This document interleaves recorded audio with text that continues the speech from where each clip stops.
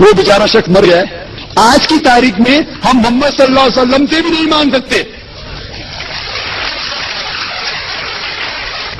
شفا مطلب سفارش وسیلہ حرام ہے. باقی لوگ کو تو چھوڑو، سنت اور باقی بابا لوگ کو چھوڑو، محمد صلی اللہ علیہ وسلم کو بھی ماننا ہمارے لیے حرام ہے. جو شخص مر چکا ہے وہ بیچارہ شخص مر گیا ہے.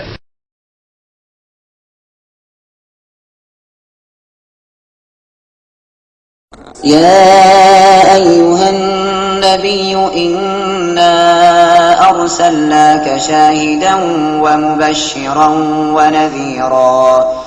اے غیب کی خبریں بتانے والے نبی، بے شک ہم نے تمہیں بھیجا حاضر ناظر اور خوشخبری دیتا اور ڈر سناتا.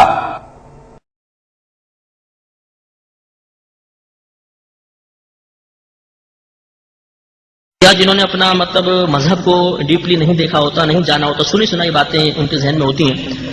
ان کے ذہن میں تصور یہ ہوتا ہے کہ جب کبھی کوئی ایسی محفل ہوگی، نعتیہ محفل یا ذکر کی محفل، میلاد کی محفل، تو ہمارے نبی اس محفل میں ضرور تشریف لاتے ہیں. یا ایک کانسیپٹ ہوتا ہے کہ ہم کہتے ہیں یا رسول اللہ، اس کا مطلب ہے کہ ہمارے نبی ہر جگہ موجود ہیں، یہاں بھی ہیں، یہاں بھی ہیں، یہاں بھی ہیں، تو ہم نبی قریب کو قریب سے پکارتے ہیں یا رسول اللہ. یہ ہمارا خیال نہیں.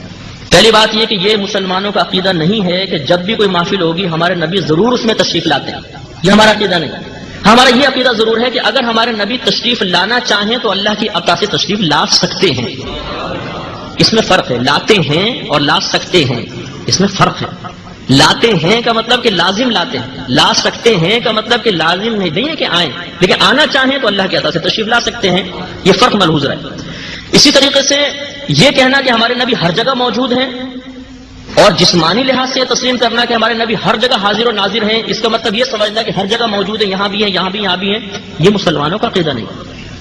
ہمارا عقیدہ یہ ہے، مسلمانوں کا عقیدہ یہ ہوتا ہے کہ ہمارے نبی کریم صلی اللہ علیہ وسلم مدینہ منورہ میں اپنی قبر انور میں اسی طریقے سے حیات ہیں جیسے آج سے 1500 سال پہلے دنیا میں تشریف فرما تھے. اور اس پر دلیل ابن ماجہ جو صحیح ستہ میں سے ہے، اس کی دلیل ہے کہ صحابہ کرام علیہم رضوان نے پوچھا کہ یا رسول اللہ صلی اللہ علیہ وسلم، جب آپ دنیا سے پردہ فرما جائیں گے تو ہمارا درود پاک آپ کی بارگاہ میں کس طرح پیش کیا جائے گا؟ یہ نبی تو پیش کیا جاتا ہے، پھر تو آپ وصال فرما جائیں گے.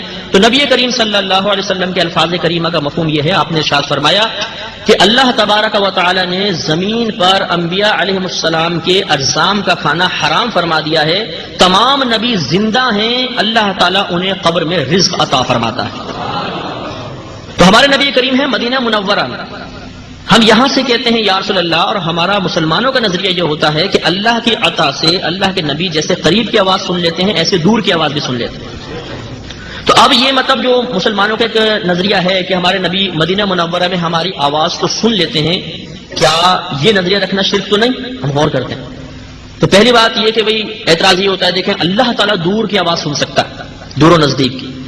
نبی قریب کی آواز کو سن سکتا ہے، دور کی آواز اگر آپ نے سننا تسلیم کر لیا تو یہ تو شرک ہو جائے گا. تو اس کا دو طرح ہی جواب دیا جاتا ہے. ایک جواب تو یہ ہے کہ اللہ تبارک و تعالی دور کی آواز سنتا ہی نہیں ہے. وہ کیسے؟ وہ اس لیے کہ اللہ تعالیٰ کو پہلے آپ یہ ثابت کریں کہ وہ کسی شے سے دور ہے. بتائیں وہ چیز لے کر آئیں جس سے اللہ تعالیٰ دور ہو. تو اللہ تعالیٰ تو کسی مخلوق سے دور ہے ہی نہیں، وہ تو ہماری سہارت سے زیادہ قریب ہے. تو اللہ تعالیٰ تو فقط قریب کی آواز سنتا ہے، دور کی آواز سننا فقط نبی کا خاصہ ہو سکتا ہے. جو یہ کہے کہ اللہ تعالیٰ دور کی آواز سنتا ہے، پہلے وہ یہ ثابت کرے کہ اللہ دور ہے، اور یہ ثابت نہیں کر سکتا. ہاں شاید جس کا رب دور ہوگا وہ پکارتا ہوگا. ہمارا رب تو بہت نزدیک ہے، وہ تو شہرت سے زیادہ قریب ہے. ہاں ہمارے نبی جسمانی لحاظ سے ہم سے دور ہیں، روحانی اعتبار سے ہمارے قلب میں ہیں، جسمانی اعتبار سے دور ہیں، تو نبی کو دور سے پکارا جائے گا، اللہ تعالیٰ کو نہیں. ایک جواب تو یہ ہے. اور دوسرا برسبیل تسلیم، چلے ہم تسلیم کر لیتے ہیں کہ جو ہم جس کو دور کی آواز کہہ رہے ہیں وہ اللہ تعالیٰ سن لیتا ہے، مان لیں. تو پھر اب یہی بات کہ اب ہم یہ دیکھیں گے کہ نبی کریم کا دور سے سننا یہ بھی ایک صفت ہے، اللہ تعالیٰ کا دور سے سننا یہ بھی ایک صفت ہے. ان میں کوئی فرق بھی ہے کہ نہیں ہے؟ تو وہی تین فرقوں سے شرک جڑ سے اکھڑ جائے گا کہ اللہ تبارک و تعالیٰ کا دور سے سننا ذاتی، نبی کا عطائی، اللہ کا لامحدود، نبی کا محدود، اللہ کا غیر فانی، نبی کا فنا پذیر ہو سکتا ہے. تو اب آپ یہ بتائیے کہ پھر یہ شرک کیسے رہا؟ اچھا میلاد مصطفیٰ منائی 12ویں شریف، کیا یہ شرک ہے کہ نہیں؟ تو اب آپ خود غور کریں کہ میلاد پاک میں تو شرک کا شائبہ ہو ہی نہیں سکتا. شرک تو اس صورت میں ہو جب اللہ کے لیے بھی پہلے میلاد مان لیں. اللہ کی میلاد ہو سکتی ہے؟ میلاد تو اس کی ہے جو پہلے نہیں تھا پھر وجود میں آیا. ہمارے نبی پہلے کائنات میں نہیں تھے، ازلی ذات فقط اللہ تعالیٰ کی ہے. پھر اللہ نے اپنے حبیب کریم صلی اللہ علیہ وسلم کو پیدا فرمایا. تو میلاد تو اسی کی منائی جائے گی جو پیدا ہوا. تو اگر معاذ اللہ اللہ تعالیٰ بھی پیدا ہوتا اور پھر ہم نبی کا میلاد مناتے تو کہیں جا کے شرک ایک شائبہ ہو سکتا تھا کہ دیکھو جی اللہ بھی پیدا ہوا، نبی بھی پیدا ہوئے، تو اللہ کا میلاد بھی منا رہے اور نبی کا میلاد تو شرکت ہو گئی. حالانکہ یہاں معاملہ یہ ہے کہ نبی پیدا ہوتا ہے، رب تو پیدا فرمانے والا ہے، تو شرک کا شائبہ ہی نہیں ہے.